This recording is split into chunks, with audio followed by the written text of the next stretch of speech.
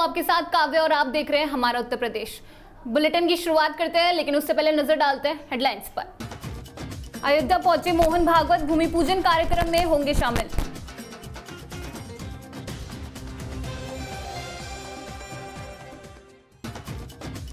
दबंग ठेकेदार के खिलाफ कार्यवाही को लेकर पीड़ितों ने लगाई न्याय की गुहार।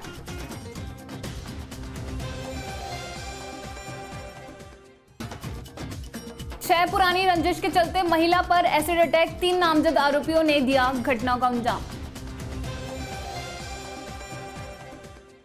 और अब खबरें विस्तार से। राम की नगरी अयोध्या में इतिहास रचे जाने में अब 24 घंटे से भी कम का वक्त बचा है। बुधवार को प्रधानमंत्री नरेंद्र मोदी राम मंदिर का भूमि पूजन करेंगे, जिसके बाद राम मंदिर निर्माण का काम तेज हो जाएगा। अयोध्या पूरी तरह सजकर तैयार हो, गली गली में राम नाम का भजन गाया जा रहा है। सुरक्षा व्यवस्था को बढ़ाया गया है। पीएम मोदी बुधवार सुबह 11 बजे के आसपास अयोध्या पहुंचेंगे और करीब 3 घंटे तक वहां पर रुकेंगे। अयोध्या में मेहमानों का आना भी शुरू हो गया है। आज शाम तक अयोध्या की सीमाएं सील कर दी जाएंगी। अयोध्या में भूमि पूजन के वक्त 12:44 से 12:45 मिनट के बीच का 1 मिनट बेहद महत्वपूर्ण है। इसी 1 मिनट में प्रधानमंत्री नरेंद्र मोदी मुख्य कुर्मशाला पर नवरत्न जड़ित पंचधातु निर्मिता कमल पुष्प सहित पुष्पाशत अर्पण करके यजमान के द्वारा प्रतिष्ठा पयामी का उच्चारण करके कार्य पूर्ण होगा। उत्तर प्रदेश के रामपुर में फर्जी अस्पताल संचालकों द्वारा लोगों का लगातार गर्भपात और नवजात शिशु की जान लेने की घटनाएं रुकने का नाम नहीं ले रही है। रामपुर के स्वार में फर्जी अस्पताल से डिलीवरी के दौरान 2 नवजात शिशु की मौत हो गई, जिससे परिजनों ने अस्पताल में हंगामा काटा। बाद में संचालकों ने साठ गांठ कर मामले को शांत कराकर अस्पताल के शटर गिराकर फरार हो गए। मीडिया के हस्तक्षेप के बाद सीमाओं ने कार्रवाई के दिए आदेश। अपंजीकृत अस्पताल में महिला की डिलीवरी के दौरान ऑपरेशन से 2 बच्चों को जन्म दिया। जन्म देते ही दोनों बच्चों की मौत हो गई और महिला की हालत बिगड़ गई, जिसमें परिजनों ने अस्पताल संचालकों का विरोध किया और काफी कहासुनी हुई, जिस पर कुछ दलालों ने मामले को पैसे देकर निपटा दिया। घटना की सूचना के बाद मीडियाकर्मी मौके पर पहुंचे और पूरी घटना को कवर कर सीमाओं से मामले की जानकारी ली।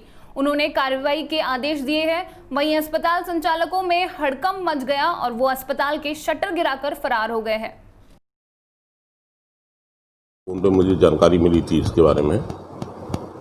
शायद ये अभी कोई नया खुला है, अभी इसका रजिस्ट्रेशन भी हमारे यहाँ नहीं हुआ है। मैंने तुरंत वहाँ के जो नोडल हैं झोला छाप के डॉक्टर देवेश, उनको इंस्ट्रक्ट कर दिया है कि आज ही वो इसकी जाँच करा और मुझे आख्या उपलब्ध करा। तो सर इसमें क्या किस तरीके से कार्रवाई होगी? अगर ये लीगल पाया जाता है तो इसके खिलाफ FIR होगी, सील किया जाएगा। और सर इसी मामले को देखा जाए कि क्षेत्र में काफ़ी सारे फल फूल रहे, क्या है सर ये पूरा मामला? देखिए, ऐसा समय समय पर हमारी टीमें जाके मुआयना करती हैं, जांच करती हैं, और चूँकि इतनी ज़्यादा संख्या में झोला छाप है और एक झोला छाप को पकड़ो उसकी FIR कराओ तो कहीं दूसरे गाँव में जाके बैठ जाता है। उस पर ऐसी कोई कार्रवाई नहीं होती कि वो जेल जाए या कुछ दिनों के लिए निरुद्ध हो जाए। तो इस कारण ये लगातार साइकिल चलती रहती है। उत्तर प्रदेश के रामपुर में आज पूर्व सैनिकों के साथ पुलिस की बदसलूकी बर्बता बर्दाश्त नहीं। पूर्व सैनिकों ने किया पुलिस का विरोध प्रदर्शन कर मुख्यमंत्री योगी आदित्यनाथ को DM के माध्यम से शिकायत ज्ञापन देकर कार्रवाई की मांग की है। गौरतलब है कि उत्तर प्रदेश के जनपद गाजीपुर में पूर्व सैनिक व सैनिक उनके परिजनों से पुलिस द्वारा बर्बरता से मारपीट दुर्व्यवहार किया गया, जिसको लेकर वेटरन इंडिया द्वारा आज रामपुर के जिला सैनिक बोर्ड के बाहर उत्तर प्रदेश की पुलिस का विरोध प्रदर्शन किया और रामपुर जिला अधिकारी को मुख्यमंत्री के नाम अपनी मांगों को लेकर ज्ञापन भी सौंपा गया। वहीं सूबेदार मेजर जावेद अख्तर, जिला अध्यक्ष वेटरन इंडिया, ने मीडिया से वार्ता कर इस घटना की निंदा करते हुए उत्तर प्रदेश पुलिस का विरोध प्रदर्शन किया और गाजीपुर मामला नहीं है, आए दिन इस तरह के मामले होते रहते हैं, लेकिन प्रशासन व उत्तर प्रदेश सरकार द्वारा इन दोषियों पर कोई कार्रवाई नहीं की जा रही है। वहीं सभी पूर्व सैनिकों ने पुलिस के खिलाफ कार्रवाई की मांग की और चेतावनी भी दी, अगर हमारी बात नहीं सुनी गई अनशन पर बैठकर देश के जवान विरोध करेंगे। इंडिया का जिला अध्यक्ष रामपुर हूँ। मेरे संज्ञान में आया है कि हमारे सैनिक AK पांडे जो अपनी माताजी की 13वीं में शामिल होने आए थे, डिस्ट्रिक्ट गाजीपुर के रहने वाले हैं, उनके नागसर हाल्ट थाना द्वारा उनके साथ दुर्व्यवहार किया गया है।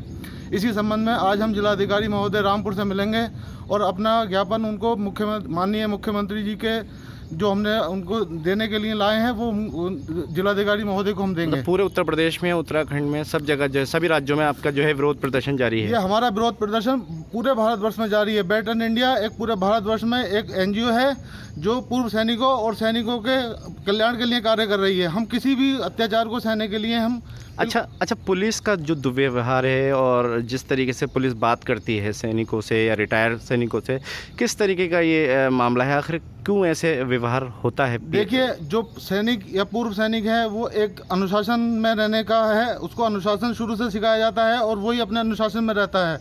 लेकिन पुलिस जो है अपना एक उसको बताने के बावजूद भी कि मैं सैनिक हूँ या पूर्व सैनिक हूँ, जो उसको सम्मान दिया जाना चाहिए वो सम्मान उसको पुलिस द्वारा नहीं दिया जाता है। तो आज इसका विरोध किया आपने? आज इसका विरोध किया है। हम अभी रिसेंटली एक घटना 26 जुलाई को गाजीपुर में घटी है, उसी को हम विरोध प्रदर्शन के लिए यहाँ पर आए हुए हैं और ज्ञापन दे रहे हैं। ज्ञापन दे रहे हैं, जिलाधिकारी महोदय को ज्ञापन देंगे जो माननीय मुख्यमंत्री जी के नाम है। बांदा जनपद में आज उत्तर प्रदेश साहू राठौर चेतना महासभा के सदस्य एवं कार्यकर्ताओं के द्वारा पुलिस अधीक्षक को ज्ञापन सौंपा गया है। वहीं पीड़ितों ने जानकारी देते हुए बताया है कि हम लोगों के द्वारा आरएफसी विभाग में टेंडर डालने का काम किया जा रहा है। तभी जयराम सिंह नाम के दबंग व्यक्ति के द्वारा अपने गुर्गों के साथ वहां पहुंचकर हम लोगों को धमकाने का काम किया गया और साथ ही हाथापाई भी की गई। और जब हम लोगों ने इसका विरोध किया तो वह हम लोगों को धमकाते हुए वहां से फरार हो गया। इस बात की शिकायत जब हम लोगों के द्वारा नगर कोतवाली में जाकर तहरीर देते हुए मुकदमा दर्ज कराया गया तो पुलिस के द्वारा दबंग के खिलाफ तत्काल प्रभाव से मुकदमा दर्ज कर लिया गया है। लेकिन उसके बाद भी अभी तक उस दबंग को पुलिस के द्वारा गिरफ्तार नहीं किया गया है। इसी को लेकर आज हम लोग पुलिस अधीक्षक के पास न्याय की गुहार लगाने आए हैं। हम चाहते हैं कि दबंग जय राम सिंह के खिलाफ गैंगस्टर की कार्रवाई करते हुए तत्काल प्रभाव से गिरफ्तारी की जाए और उन्हें कड़ी से कड़ी सजा दिलाने का काम किया जाए। यदि पुलिस के द्वारा दबंग को समय से हिरासत में नहीं लिया जाएगा तो अभियुक्त व उसके परिवार के लोगों पर किसी भी प्रकार से अप्रिय घटना घट सकती है। अतः इसको रोकने के लिए तत्काल प्रभाव से आरोपी दबंगों को गिरफ्तार करने का काम किया जाए। क्या नाम है आपका? वीरेंद्र कुमार साहू। जितेंद्र कुमार साहू जी, कहाँ रहते हैं आप? मैं सुकुल कुमार चिल्ला रोड बांदा के। आज किस तरह का जो है ज्ञापन देने आए हैं आप लोग? ये हम लोग समाज की तरफ से क्या श्री राकेश कुमार साहू जी के द्वारा मारपीट की गई और उनको का असलाह दिखाया गया और कहा गया कि जान से मार दिया जाएगा। उनका टेंडर हुआ था, ई टेंडर आरएफसी के द्वारा। तो जब उनका टेंडर निकल आया तो उन्होंने कहा कि यहाँ के विधायक की भी हिम्मत नहीं पड़ती है और यदि जब विधायक नहीं बोल सकता तो आप लोग कौन होते हो बोलने वाला है? आपका टेंडर क्या कुछ भी निकला है, हम आपको गोली मार देंगे। कैसा टेंडर था, किस में? आरएफसी के थ्रू ई टेंडरिंग होती है जो कि उसमें निष्पक्ष है क्या ई टेंडरिंग होती है, उसमें परिवहन के द्वारा भी होती है। मगर वो कह रहे हैं कि आपका टेंडर निकला है, चाहे जो भी निकला है हम आपको इस टेंडर को नहीं लेने देंगे, चाहे इसके लिए मुझे क्या गोली ही क्यों नहीं मारनी पड़े और चाहे आप लोग समाज क्या कोई भी आ जाए, यहाँ के विधायक को भी है क्या ये टेंडर लेने की क्या अनुमति लेनी पड़ती है मुझसे, ऐसा उन्होंने कहा। और उन्होंने क्या करीबन 30-40 लोगों के साथ 50 लोगों के साथ आ करके उन्होंने क्या मारा पीटा और गाली गलौज की। क्या नाम है उनका? कौन है? क्या नाम? जयराम सिंह। जयराम सिंह छोरा के। तो आखिरकार उन्होंने ऐसा क्यों किया था?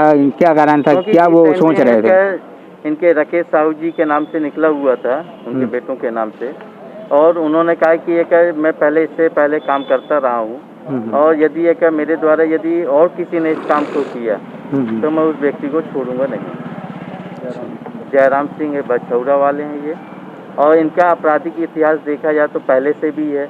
इन्होंने एक पूर्व अधिकारी को भी गोली मारी थी। इसके अलावा कई जगह उन्होंने आपराधिक किया हुआ। यदि इनका पुराना इतिहास देखा जाए, यदि चलिए ठीक है हम कहते हैं कि आप हमको मत देखिए, आप इनका खुद कोई भी व्यक्ति इनका पुराना इतिहास देखा जाए तो इनके पुराने इतिहास में भी पता चल जाएगा कि क्या चीज़ है, क्या ये सही बोल रहे हैं या हम लोग गलत बोल रहे हैं, जो भी है ये आपको सब कुछ पता चल जाएगा।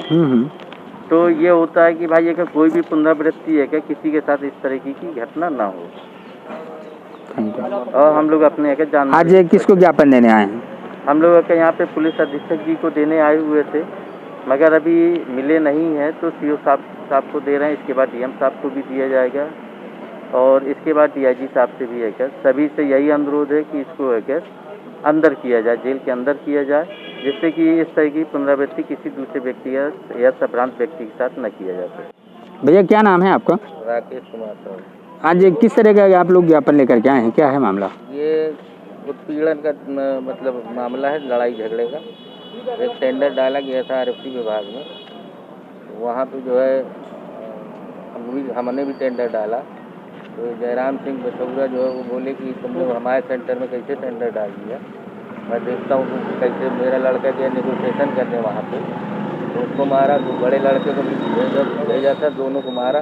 उसके बाद कहा कि पिताजी को अपने बुलाओ, इन्होंने कहा कि हम नहीं बुलाएंगे, तब वो मारते गए। फिर उसके बाद मुझको खबर लगी तो मैं गया, मुझको भी घेरा, मुझको भी मारा।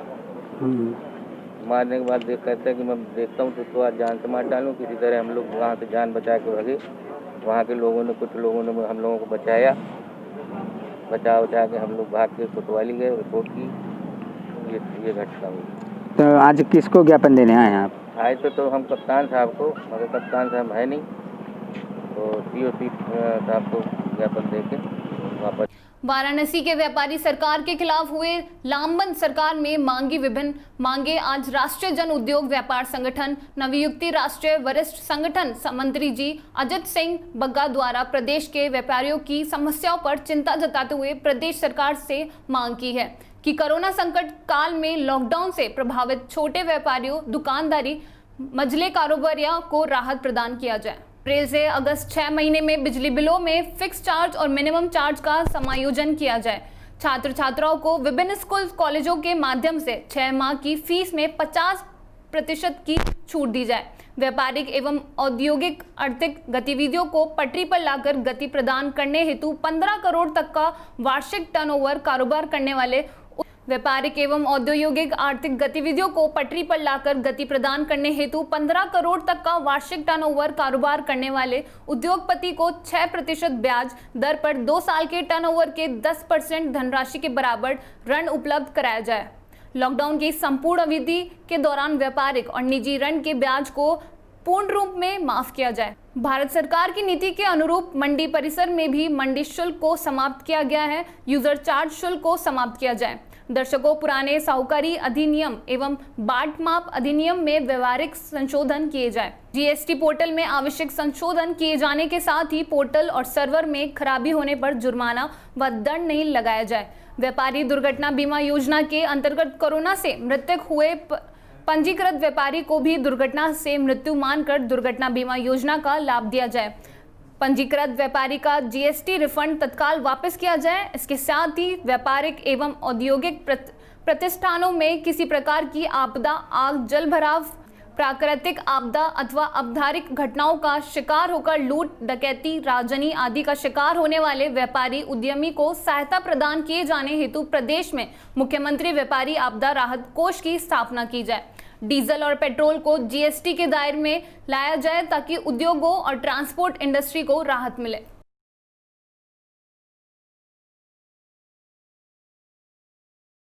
जन उद्योग व्यापार संगठन का राष्ट्रीय वरिष्ठ संगठन मंत्री अजीत सिंह बग्गा।